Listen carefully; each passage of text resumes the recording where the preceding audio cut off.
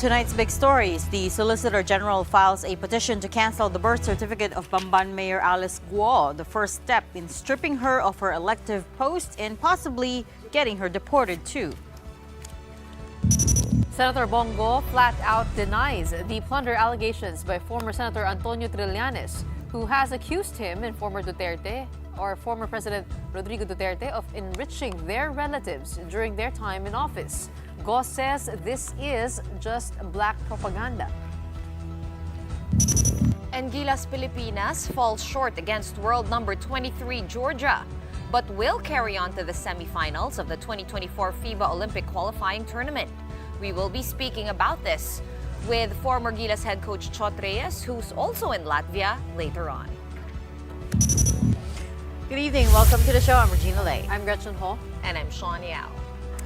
The Solicitor General has filed a petition to cancel the birth certificate of Bamban Mayor Alice Guo, the first step in stripping her of her elective post. Also, if Go is proven to be a foreigner who stayed and held office illegally, she could be deported. But before that, she would still have to face several charges against her here in connection to illegal pogos. And yet, Alice Go's lawyers think that the government's case against her is weak. Camille Samonte with a big story tonight. After the NBI's fingerprint analysis showed that Bamban Tarlac Mayor Alice Go and Chinese individual Go Waping are one and the same person, the Office of the Solicitor General filed today a petition to cancel Go's birth certificate before the Regional Trial Court of Tarlac, where the mayor's birth certificate was issued.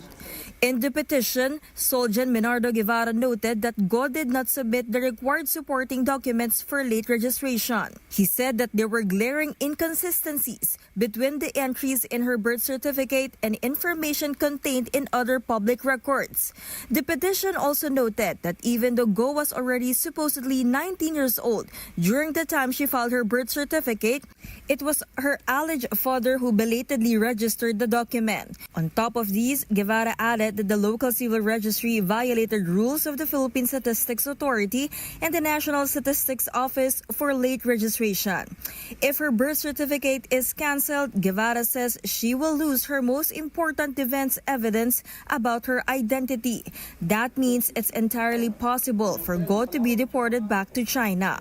But before that, she would still have to face charges against her here in the Philippines in connection to illegal pogos. The potential cancellation of Go's birth certificate could also be a basis for the filing of a quo warranto petition against her to officially oust her as mayor of Bamban.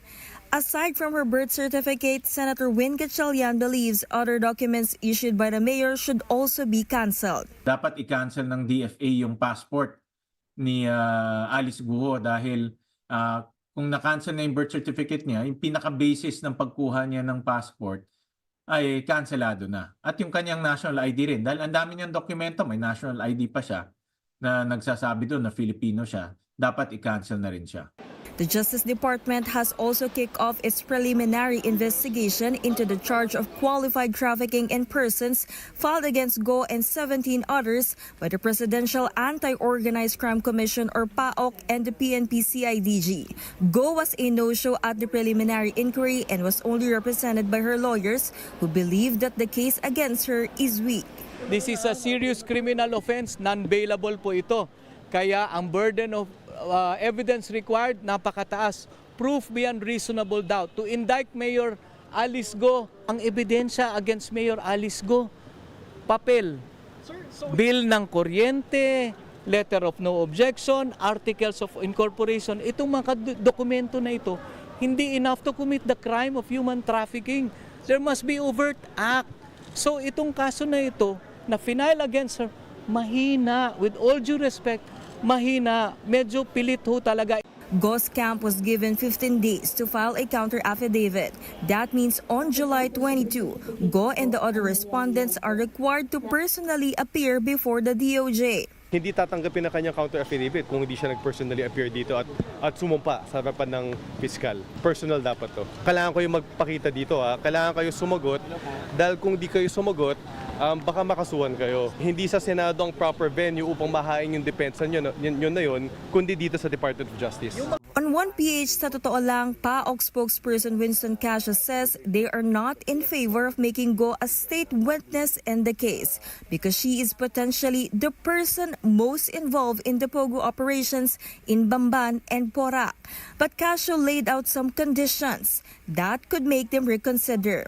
Medyo at this point, it would be premature to be able to be discussing that. Papayag po kami kapag ito po ang ibibigay niya. Una, ibigay niya sa amin kung sino yung mga iba pang mga utak na mga foreign nationals. Pangalawa, magbigay siya ng mga matitibay na mga testimonya at mga documentary evidence magpapatunay kung sino ba yung mga opisyal na siyang tumulong sa kanila para mabuo itong camp farm na ito. Justice Secretary Remulla has said that no suspect will be spared from their investigation and that heads will roll. For News 5, Camille Samonte, we are One News. Related to that, House Speaker Martin Romualdez has ordered the lower house to conduct a wider investigation into illegal Pogo operations around the country. Speaker Romualdez says they aim to identify and unmask the masterminds and protectors behind these operations so that they can be prosecuted to the fullest extent of the law. He adds that they will use the results of their probe to analyze the effectiveness of current regulations and identify any gaps that allow these operators to evade the law. Romualdez noted, though, that he is against the total ban of Pogos, noting that such a move will just encourage operators to go underground. Well, it could be just a case of overlapping issues, but the armed forces now says China may be trying to influence various sectors of Philippine society. Marin Enriquez has the details. AFP Chief Romeo Browner Jr. says China may be trying to infiltrate various sectors in the Philippines. Unti-unti po silang pumapasok sa ating bansa and trying to influence various sectors of our society. Kasama po dito yung education sector, business, even the media, local government units, and so on. Browner said China may be employing a strategy called United Front Works to sow influence in the country. So one way of fighting, really, without firing a single shot, is to infiltrate into the various sectors of society. Huwag na po tayong magmaang-maangan. We have to be very vigilant. The AFP claimed that part of the strategy is to spread pro-China disinformation. Nakita natin na may mga pro-CCP agenda ng mga vloggers po. So we were informed na merong mga yung tinatawag na Unified Front Works that the CCP is doing. So nagpapakalat nga po sila ng maling impormasyon. That's one angle to it. And hindi naman po kaila sa atin ito pong illegal na activities po ng Pogo. But the National Union of Journalists of the Philippines, or NUJP, cautioned the government from making sweeping allegations. Concerning yung ganyang framing na infiltrated yung media. So it sort of implies as well na if you disagree, for example, with the government's policy, or if meron kang dissent with how government is handling the West Philippine Sea issue, ay pwede ka i-frame as pro-China, or infiltrated ka na. So that is a problem. The NUJP said there has to be some basis before the AFP can claim infiltration in the media. Otherwise, the group said it could be another form of red tagging. Let's say there are some columnists, there may be some siguro thought leaders who have alternate views on the issue. Pero does that mean infiltrated sila ng China necessarily? Mahirap sabihin. They would have to show proof, no? Hindi naman pwedeng ayoko yung tabas ng sinusulat nito, therefore infiltrated na sila ng China. The AFP has launched its Mulat campaign to counter disinformation from China. This includes a communication plan on the West Philippine Sea.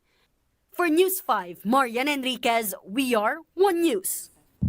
Talking about disinformation, there's a text message going around calling for the resignation of Defense Secretary Gibo Chodoro.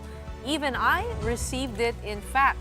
The text addresses President Bongbong Marcos directly and said, in part, the recent Ayungin incident on June 17, which humiliated the ranks of the entire military service, is a direct result of his narcissistic attitude and ambitious pursuit of getting elected to a national post.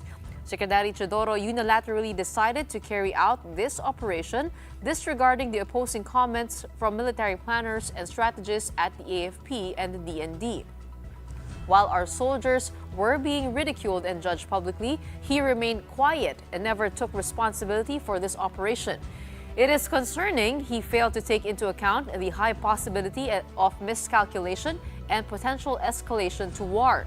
The text goes on to say that morale amongst a significant number of top-ranking generals is low and warned that maritime conflict will only worsen if Marcos does not replace Teodoro. But former Defense Secretary Orly Mercado says people should take this with a grain of salt, while AFP spokesperson Colonel Francel Padilla says they remain united. The Secretary is the alter ego of the President. And he is, in the matter of implementing projects or whatever, or missions for the armed forces, nasa chain of command siya. Ang importante lang, yung alam naman natin na talagang merong instances na iintrigahin yan eh. I doubt very much kung meron talagang mga calls dyan labang kay Gibo. Pwede rin isipin na instrumento ng kalaban yan eh. Instrumento ng kabilang power, like in this case, China. And you cannot put it below Chinese to be able to use in trade. Kaya sa atin, take it with a grain of salt. Unverified sources, no? Rest assured po that within the AFP, we are united and we are professional. So this has not been verified kung saan talaga tong source na to. Moving forward, we'll be looking at kung saan talaga nanggagaling ito. It could be also from different sources na rin. Mas nakita nga natin na maraming misinformation, disinformation, and fake news that are coming from all over, no, sa social media and even ngayon na text messages. Ito nga yung text na nakuha ko. Medyo Sobrang mahaba-haba haba. yan, no? Oo, ito makikita mo. Parang mga 10 paragraph A lot of yan. accusations too. Oh, I got it around 10:48 p.m. yesterday. I was quite surprised because it spoke of the June 17 incident in detail, mostly about the back channel talks. And pag kinakausap mo yung mga miyembro, mga stakeholders in the armed forces and the ones behind the West Philippine Sea, ganito yung kinukwento nila. So medyo accurate siya. Kinukwento nila na, yun nga na parang this was a unilateral move by Secretary Teodoro. That was the complaint from the very start, which is Hindi why there was a long nakonsulta sa lag. task force of West Philippine Sea. And the soldiers are not happy with what happened. It's actually very detailed. There's also bits about what happened to Vice Admiral Carlos, also addressing Former him by his Westcom chief. right. Also addressing him by his nickname, like little things like that. But again, Well, we definitely have also been talking about lots it a of lot. issues. So let's try to make sense of this with our first guest tonight. We have security analyst Chester Cabalza. He is, of course, the founding president of the International Development and Security Cooperation, or IDSC. Good evening, Chester. Can you hear me okay? Yes. Good evening, Ms. Regina, Ms. Sean, and Ms. Western. Chester, let's start with that text blast, no? The text message going around saying that there's anger and frustration within the AFP over the June 17 incident and calling directly on President Marcos to replace Defense Secretary Gibo Teodoro. I know you speak with you have a lot of sources within the military, within the diplomatic circles. What have you heard? And is there really unhappiness in the AFP ranks? Well, it's the start of the pumping season now. I mean, although it's not official, but this coming midterm election, I think this is a political season for the Philippines. And given the scenario that, of course, we know what happened in the 17th incident, and there are some cabinet members who are perceived to be future candidates for the midterm elections. So they're throwing these stories against them. And I think this is not new because even myself, I've been receiving some misinformation about my organization and about myself. And even, most especially, public officials. They are prone to these kinds of attacks. So this part of disinformation campaign against our government officials are actually, we may call it normal because of the political system right now. So in short, you're saying we can chalk this up to politics. This is purely politically motivated, in your opinion? Yes, definitely. Because, of course, prior to the appointment of Secretary Teodoro, I know that there were some rumors stating that he will be vying for a Senate position. But, of course, these are just rumors, and until such a time there is an official announcement coming from him. But nonetheless, of course, remember that the position of the Secretary of National Defense is one of the juicy positions in the Philippine government. So definitely, given the level of incident that happened in the June 17, I think he will be exposed to such criticism, basically. Chester, taking a look at decision makers when it comes to the West Philippine Sea, there is, of course, the Defense Secretary Bo Chodoro. There is a national task force on the West Philippine Sea. Can you enlighten us who actually makes the decisions here? Basically, when you talk about the national task force on the WPS, well, of course, the defense and security sector are at the help of that. Definitely, National Security Council, together with the Department of National Defense. But of course, since the Philippine president is the commander-in-chief of the armed forces of the Philippines, nonetheless, of course, he is the one responsible for appointing such members of the national task force.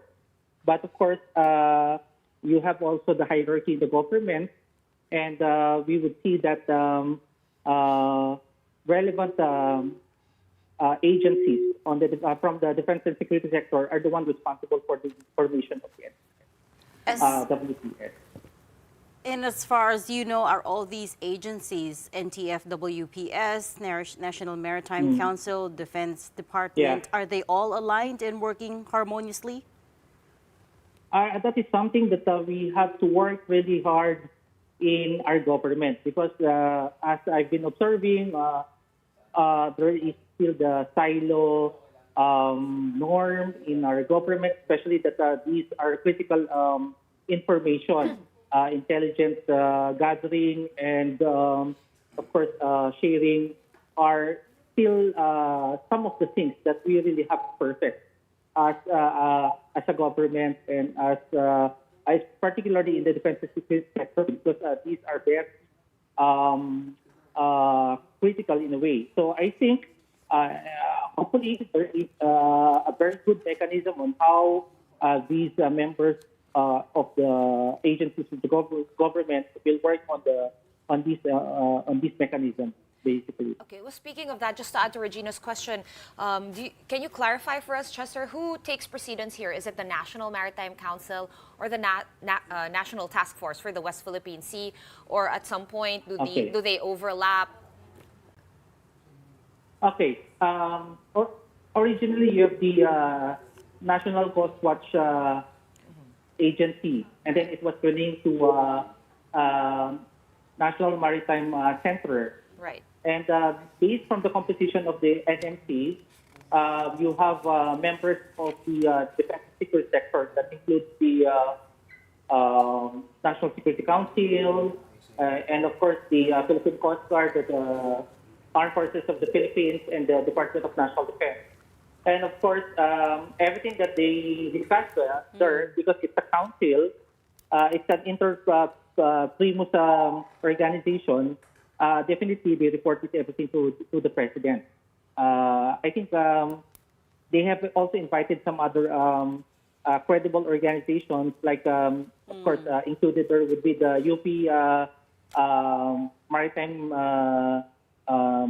Office, and then some other credible organizations from the private sector. Right. So, in other words, you see there the composition of the top-ranked defense and security sector. In short, they really need to start working less in silos, as you pointed out. We're going to have to leave it there. We know that you're at an event tonight. Thanks so much for stepping away just for us. Chester Cabalza, founding president of the International Development and Security Cooperation. We'll talk to you soon. Thank you. Up next, former Senator Antonio Trillanes files plunder and graft charges against former President Rodrigo Duterte and his longtime aide and now Senator Bongo. More details on that when we return. Keep it here.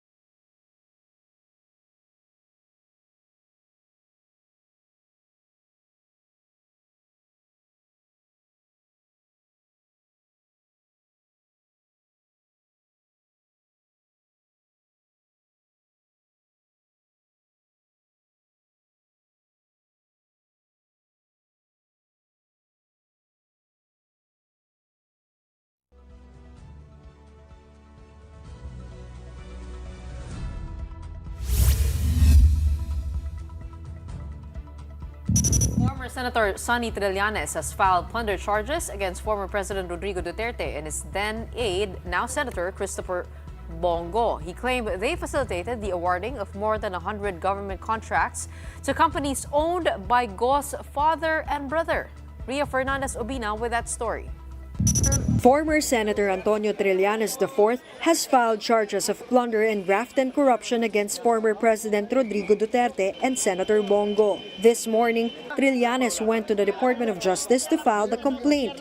This is related to more than 6 billion pesos worth of contracts for Davao projects allegedly awarded to the father and brother of Senator Go when Duterte was mayor until he became president. Trillanes insists that all elements of plunder are present because Duterte allocated funds for the projects awarded to Go's family.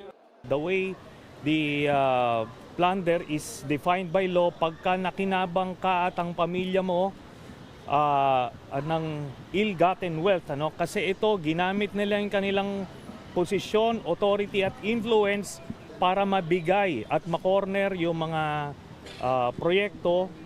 184 government contracts ang inaward nila sa tatay at kapatid ni Bongo. According to documents from the Commission on Audit and as reported by the Philippine Center for Investigative Journalism or PCIJ, CLTG Builders secured 125 infrastructure projects worth almost 4.6 billion pesos from 2007 to 2018. This is the company of Go's father, Desiderio, but named after the initial letters of the senator's full name. In 2017, when Duterte was already president, 27 projects worth 3.2 billion pesos were allegedly awarded to CLTG Builders. The company owned by Go's brother also secured projects worth billions of pesos. Trillanes criticized the partnerships between Go's family companies and larger firms, pointing out that their financial and operational capacity was limited for these large projects. What's worse, he said, these infrastructure projects in Davao were delayed. Senator Bongo says he has not yet seen the complaint but denies the allegations, which he says have been thrown at them since Duterte's time. The senator added that he does not benefit from his family's business, nor do they benefit from his position in government. Former Senator Trillanes insists that he did not file the complaint to gain attention because of the upcoming elections. He claims he only filed it now because Duterte no longer influences the judiciary. For News 5, Ria Fernandez, We Are One News. Senator Bongo, for one, is not taking Trillanes' accusations lying down. In an exclusive interview on 1PH's Sa Totoo Lang just this evening, Go accused Trillanes of pushing black propaganda and of being an attack dog in the lead-up to next year's midterms. Ngayong papasok naman tayo, 2024, a year before the election, nag-iingay naman po siya. Naging tradisyon na niya manira tuwing nalalapit ang eleksyon. Parang naging negosyo na po niya, kumita. Ang tanong, sino bang nasa likod ng black propaganda o black ops na ito? Baka yun po dapat niyang silipin yung mga nakapaligid sa kanya. Alam naman po ng taong bayan na isa siyang attack dog. At tamad yan si Trillanes.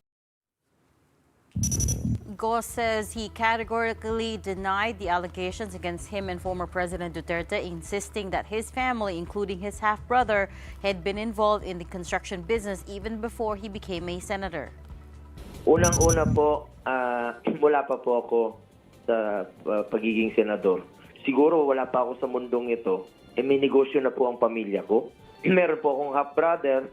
Hindi ko naman po mapili kung sino yung mga kamag-anak ko, sino yung ano yung magiging negosyo nila. Hindi ko naman silang mapigilan. Importante po, nakinabang ba ako? Nag-impluensya pa po ba ako? Wala. Moving on now to the education sector, President Marcos has given his marching orders to incoming Education Secretary Sonny Angara, and these include the possible reforming of the K-12 program and improving the way that history is taught in schools. Maricel Halidi reports. Take care of teachers. That is the strict instruction of President Marcos to the incoming Secretary of Education, Senator Sonny Angara. In a chance interview in Patikul, Sulu this morning, the president said it's important for the agency to provide basic financial support to teachers. Kasi we tend to forget sometimes that teachers have families and they cannot teach properly kung inaalala nila yung lagay ng pamilya nila. So we have to make sure that they are in a good place so that the teachers can concentrate on actual teaching. He says the new education secretary should also ensure that teachers undergo retraining, especially in using new technologies. The president also wants DepEd to focus on feeding programs for children, noting that undernourishment remains prevalent.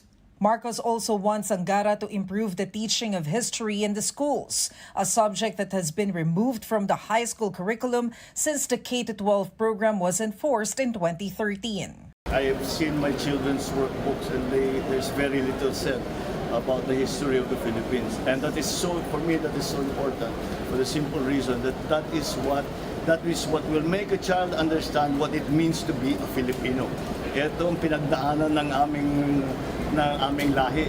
Kaya kami nandito, kaya ganito kami, kaya ganyan ang ugali namin dahil sa aming kasaysayan.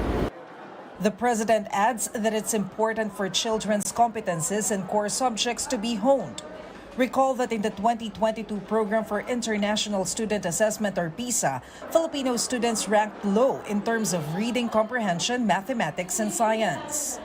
To address such issues, Marcos says the DepEd should look into reforming the K-12 curriculum, including the possible introduction of mini courses to improve employability of graduates. Senator Angara will officially take the helm of the Education Department on July 19, replacing Vice President Sara Duterte. For News 5, Maricel Halili, We Are One News. We're going to pause for a very quick one, but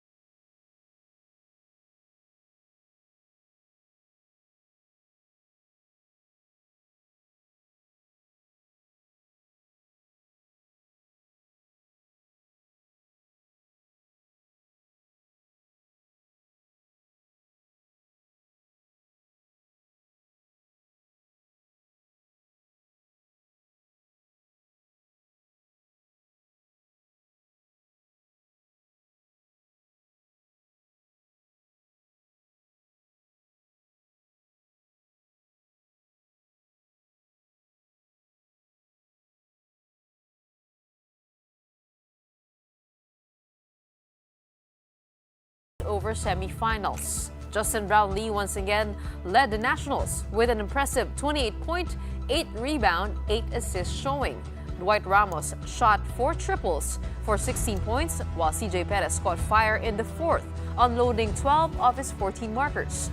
Up next for Gilas will be world number 12 Brazil on Saturday, 8:30 p.m. Well, one man who is there in Latvia to witness the live action and history is former Gilas head coach Chot Reyes. Good evening. Welcome to the Big Story, Coach. Good evening, Gretch. Hello, Regina and Sean. Kumusta kayo dyan? Long time no speak, Coach. Coach, good to know you're still there, still supporting our national team. And we just made history. For the first time in 64 years, we beat a European team. The last time was in 1960 in the Rome Olympics versus Spain. Kamusta? Your thoughts on how Gilas has been performing against Latvia and Georgia? It's incredible, really. I mean, here's a Riga, very nice, ang gaganda ng tanawin, very nice side, but nothing was a better sight than the final score, the game against Latvia last Wednesday. I mean, the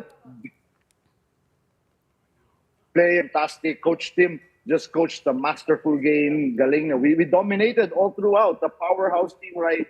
Latvia, we controlled the game from start to finish. And that's why yesterday, we could have really won that game. Coach Tim could have really gone for a game tying or even a winning play. But we played the percentages. There was no use to go into overtime because a 1 or 2 point loss the semis. And that was the objective of the team coming here, to get to the semis, to give us a shot at getting to the Olympics. How did you feel when you saw what happened to Kai Sotto early in last night's game? Yung parang nahulugan siya sa ulo. Did you feel, I know our roster is a bit short, no? Parang they're just 11, Coach. And I know that you're also close to Coach Tim and you used to be his assistant coach. In fact, during the Alaska Glory days back in the day. How are you feeling now that you're there, mostly as a fan, and you don't have to, handle all the bashing? You don't have to handle any of that. You can really enjoy for the first time. Wait, we don't know if he's there as a fan. I think he's there as a fan. Do you have an official role, Coach? Correction. No. I'm just here as a fan, as a supporter. I'm just a fan, and I'm still getting bashed up to now. Okay, not gonna lie. I have seen those. My role is just to the head cheerleader. I led the singing of the Pambansang Awit, and when the fans, grabe yung fans dito, some people came oblique 19-hour bus ride just to come here, and medyo down sila when we were down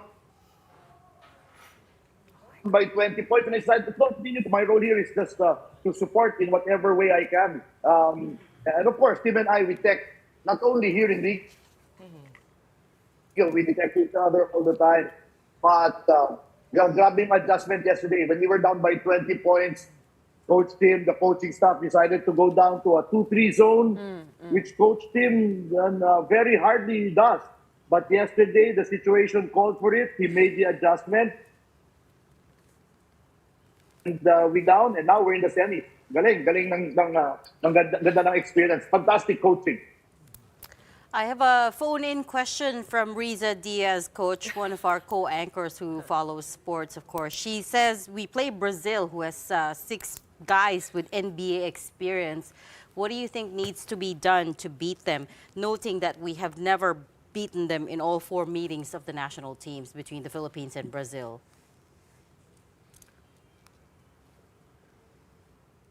I mean, this team, all the statistics, all the credentials, you can throw them all out the window because this team has no fear. Coach Tim has prepared the players physically, mentally, and emotionally. From the start, he said, we're on a mission. We're on a mission to win this tournament. To win this tournament, because that's the only way we get to the Olympics. So on paper, it's stronger. Latvia on paper was much stronger than the Philippines, but look what happened. So, I have great optimism and great confidence going into tomorrow's match. Okay, Coach, I want to know your thoughts on the performance of Kai Sotto. He did so well in that Latvia game, 18 points. And pag tinignan mo yung highlights ni Kai, no, ang bilis. Parang he has improved a lot in speed, agility. He has gelled well with this team. Your thoughts on the way he's playing his game? Yeah, we're seeing the real Kai Sotto. In the injured Kai, when he was with us in the World Cup, remember he was coming off a back injury, he was nursing back spasms and all that. He was never 100%, but we're seeing what he can really do. He had a fantastic first game. I'm really very worried about what happened to him yesterday. Fortunately, just a bruise. But I asked him how he is. He said there's no fracture, negative naman yung x-rays and all that. But it's just, so he can't do this. Hindi niya maiangat because it's a rib, the bruised bone here sa rib niya. But hopefully we have a break today. We will need him for tomorrow. Okay, Coach, what do you think has gone right for this team? I mean, just as we mentioned, they beat world number 6, came as close to Georgia. I mean, is it the focus on defense? Kasi yung triangle offense, sinabi ni Coach Tim, ginawa niya yon because it helps him defend. Same with the zone defense, the fast adjustments. Is it that focus there, or do you think it's the leadership of Justin Brownlee, the long relationship? I mean, can you enlighten us what's been happening right for the Gilas squad? When teams are playing at this level, there is never just one thing. It's always a confluence of factors. So you on the head, it's a combination of all those things. First of all, Coach Tim's focus on defense.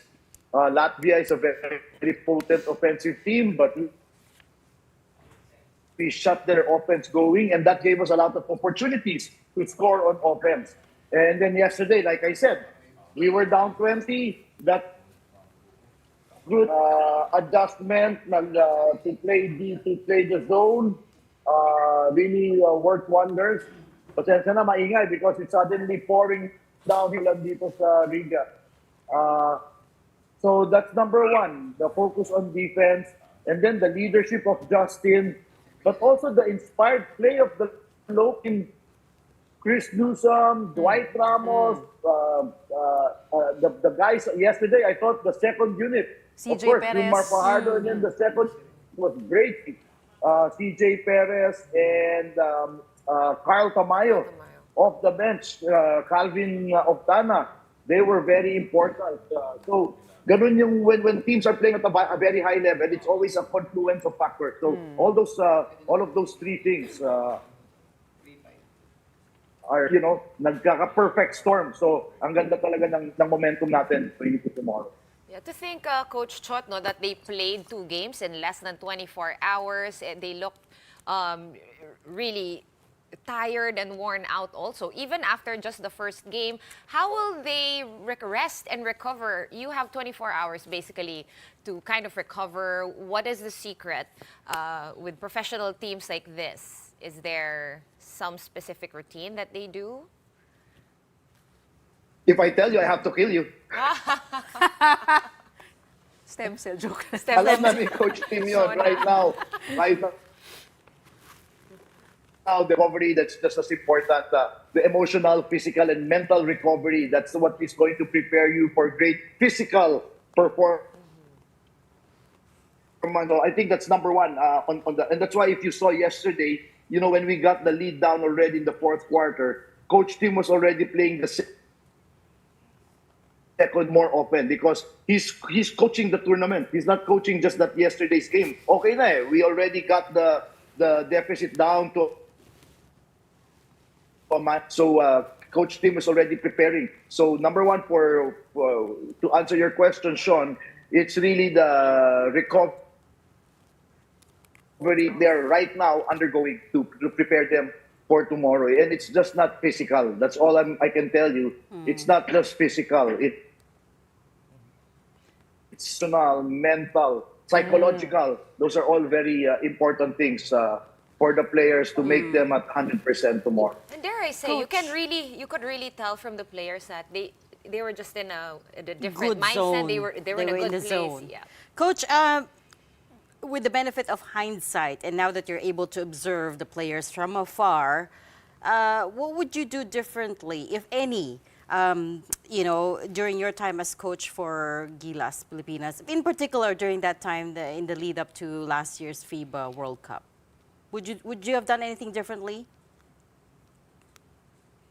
Well, just Justin Brownlee didn't get injured. That was very important.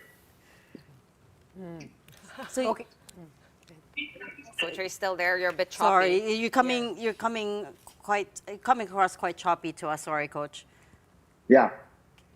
Sorry, the signal is really chopping. I think the rain isn't helping either. Well, Coach, alam natin, dadaan tayo sa butas ng karayom to be able to clinch an Olympic spot. How are you seeing that to be made or turned into reality? What do we need to do to be able to qualify for the Olympics? Dasal. We all need to pray, all positive vibes. The players are all focused, anchored down in their hotel. No distractions. Coach Tim and the coaching staff. They see Brazil almost lost almost crashed out because they were down 20 as well in the second quarter last night's game. So Coach Tim learned a lot from the game. So, all of those things are taken care of. The players are ready to play. For us, mga Pilipino, dasal ang kailangan ng team na to. Konti pa dasal, konti pa. Marami namang Pilipino po dyan na nanonood, nag-cheer live, sumusuporta. Ang dami. Nakita ko sa video. We had a significant Yeah. fan base. Oo. O sige, i-cheer niyo po kami. Coach Shot, tsaka huwag niyo po kalimutan yung pasalubong namin. Just kidding. No, good to see you. Good to see you there. Always helps to see familiar faces to boost the team's morale. Thank you so much for joining us and helping us understand what it's like over there in Latvia. Former Gilas Pilipinas head coach, Chot Reyes. We're going to be pausing for a quick break for now. Right after that, volleyball. Las Pilipinas are out of contention after falling to Vietnam in the knockout quarterfinals of the 2024 FIVB Women's Volleyball Challenger Cup.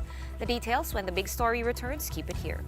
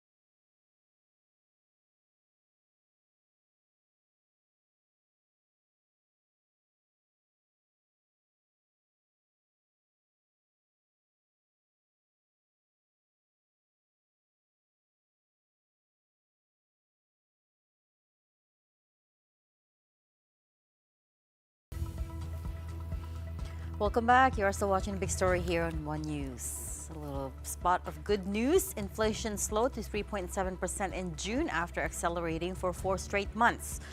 The Philippine Statistics Authority said this is because of the slower rise in electricity, fuel, and transport costs. The latest inflation print falls within the Bangko Central's forecast range and brings the year-to-date figure to 3.5%, which is still within the government's target.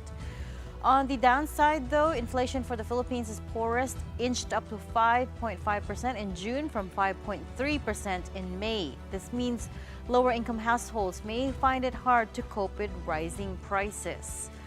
The government remains upbeat, though. Finance Chief Ralph Recto said he expects inflation to fall within the 2 to 4% target band this year, especially amid steps to control the rising prices of rice. The Bangko Sentral also sees inflation risk shifting to the downside this year and in 2025, largely due to the impact of reduced tariffs on rice. The BSP said it will continue to monitor upside risks to inflation on food items other than rice. Talking about rice inflation, it also slightly eased in June, and the Department of Agriculture is hopeful that their 29 peso a kilo subsidized rice would help rein in prices further. The DA is hoping to expand the 29 peso rice program to Visayas and Mindanao soon and have it running until the end of President Marcos's term in office.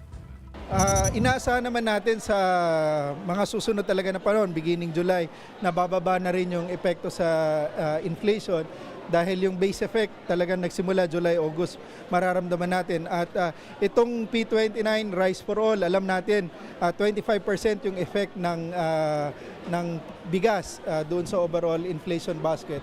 Kaya magkakaroon ito talaga ng impact doon sa inflation at pag nagtuloy-tuloy ito, definitely merong epekto yan.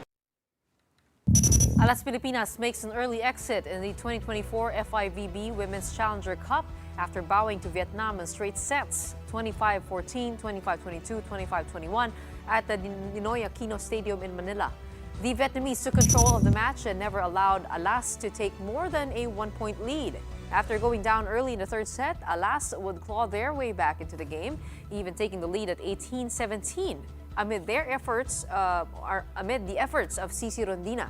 But time and time again, it was Thi Bit Thuyen Nguyen who provided the necessary push to lift Vietnam as she scored the team's 4 of the last 5 points. Thuyen Nguyen continued her dominant run as she powered Vietnam with 30 points on 27 attacks and 3 blocks. Vietnam will now face Czech Republic, who are fresh off their straight set victory over Argentina earlier today. Just before we go, here's our big picture for tonight. It is a photo of Philippine Coast Guard personnel tending to an injured Chinese seaman who accidentally cut his finger while on board the Hong Kong flagged ship, the MV BBG Chin Chow. The PCG boat, BRP Kalangaman, responded to the emergency and safely evacuated the patient back to port in Iloilo, where he was turned over to the vessel's agent. That's nice. It is nice. But I feel But like... how symbolic is it that it was also a finger that we're talking about? But I think it was let's also a make it thumb, clear, right? He's a So this is merchant marine, though. He's not a... No, I'm just trying to Coast draw Guard, the yeah. parallelisms here. I guess A that's thumb for a thumb, but in a different way. Right? We didn't cut off somebody's thumb, but we tended to it. Yeah, we stopped the bleeding. Like the good Samaritans that we are.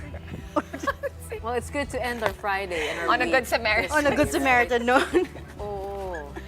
I'm just saying, like, how symbolic is it? We that- started the week off with that incident where yung nasabog yung ng engine Filipino fishermen, yung boat nila. That But the was Chinese Monday, Coast right? Guard supposedly offering to help, which we declined, but at least they offered.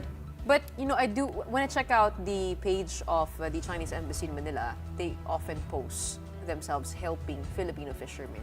May mga ganun. Meron talaga. Pag tinignan mo. Especially if it's if it's a non-politicized issue, then people just revert to becoming people, and they do tend to help each other out. That happens at sea, you look at someone, when you've been in trouble, it happens between surfers, kiteboarders. It probably happens like more that. than we Fishermen, know. yeah, for sure. It probably happens more than we know. It just doesn't make it to the news. But Yeah, sure. They post about it a lot, you're right. When they're not posting about Philippines infringing their territory and provoking their Also, Coast Guard. They do have a big presence there, so That's also true. It That's just also speaks of true. that also, yeah. right? But yeah, it's At good least to end they the could- week on a good note, good Right. Samaritan note. Right. Okay, so thank God it's Friday. And also the Philippines-Brazil, something Yeah. to watch out for, right? This weekend. And a win and still a win Yes. for Gilas Pilipinas. Still through to the semis, and as Coach Chot said, he is Magdasal na lang hopeful. tayo. Magdasal Oh, he's tayo. hopeful of Breaks something. of the game, di ba? Always good advice to keep the faith. Okay, so as Coach Chot said, pagdasal na lang natin ang Gilas Pilipinas. But that's it for the big story on this Friday night. We are One News, all sides, all the time. Thanks for tuning in. Have a good night and a great weekend.